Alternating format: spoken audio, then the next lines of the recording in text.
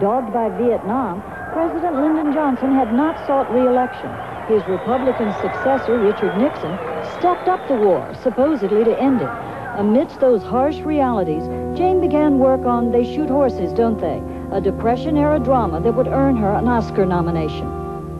I was thrilled with her success. Shoot Horses, to me, suddenly was something serious she had done. Peter himself, who'd earlier received a psychiatric draft deferral, scored a major hit with the drug culture classic Easy Rider. This made the Fondas the most famous American theatrical family since the Barrymores. She had everything. A husband who loved her, that maybe is not the more important, but a child, she always wanted a child. She had a career was starting to be very interesting for her. She couldn't complain about that. She had friends. She started to even get a little closer to her father by this time. She should have been totally happy. She was not. There I was in this remote farmhouse in the countryside of France.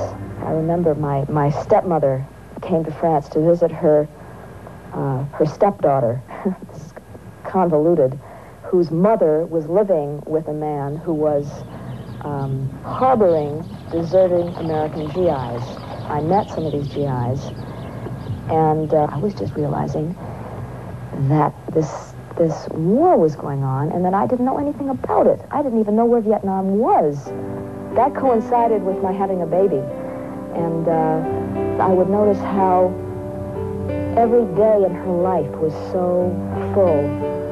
She was learning all the time, as children do, and I remembered how I used to be that way, and I remember how summer vacations would be like years, because there was so much happening and so much learning going on. And now I was realizing, 3 months, it goes by, I don't even know where it went. Years are going by in my life, and I don't even know why, or what am I doing with them, and I just said my life is passing me by. And I guess that accelerated the sense of, I got to get out of here.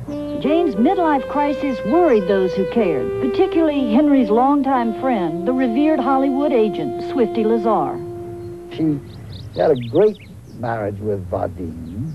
It was the kind of marriage that probably couldn't last forever because they were from different parts of the world, both wanting to live practically for certain in other areas of the world. And I think she, in a sense, outgrew being the wife of Vadim. I think that they were a mismatch to begin with. They had a very, very, very, very unusual marriage.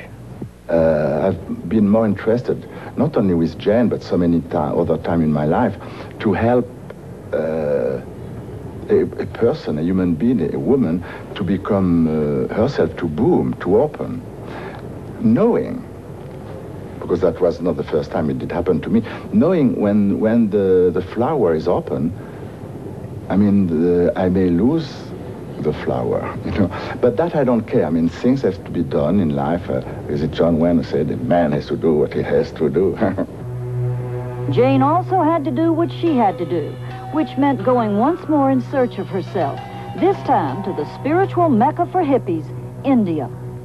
It was definitely good that I went to India, because I might have become a hippie if I hadn't gone, and it cured me of that forever. I went to India, plonked down into Bombay and then to Delhi, and was, I mean, all I saw were young kids carrying dead babies and begging, and people with eye diseases and poverty like I had never known in my life, and young middle-class Europeans in flowing Buddhist robes or in hippie sandals saying, "Oh, but you don't understand. You're bringing your bourgeois mores. They don't think of poverty the way you do. They have their religion. They have their, their own culture. It's completely different for them. You must understand." And I just said, "Bull! These people are starving. They need change more than any people I've ever seen in my life. If you're going to live here, if you respect the country, help them dig ditches. For Christ's sake, join the Peace Corps or something. Do something." And I got onto a plane and arrived in Beverly Hills, met Vadim on the airplane, and I'll never forget the series of events. I got off the plane, and as I walked past the magazine stand, there was a copy of, I don't remember what the magazine was, but on the cover was an American Indian woman with her fist in the air and painted in red paint behind her on a wall. It said Red Power. And I said, oh my God, we've got Indians too. That's right. And look what they're doing. And I guess that was where I just said, I'm not going back. I'm going to stay here. And I went to Alcatraz. In the coming decade, Jane would do more than powwow in behalf of Native Americans. She would ride shotgun for every cause already pioneered by protesters and center herself smack in the middle of their circled wagons.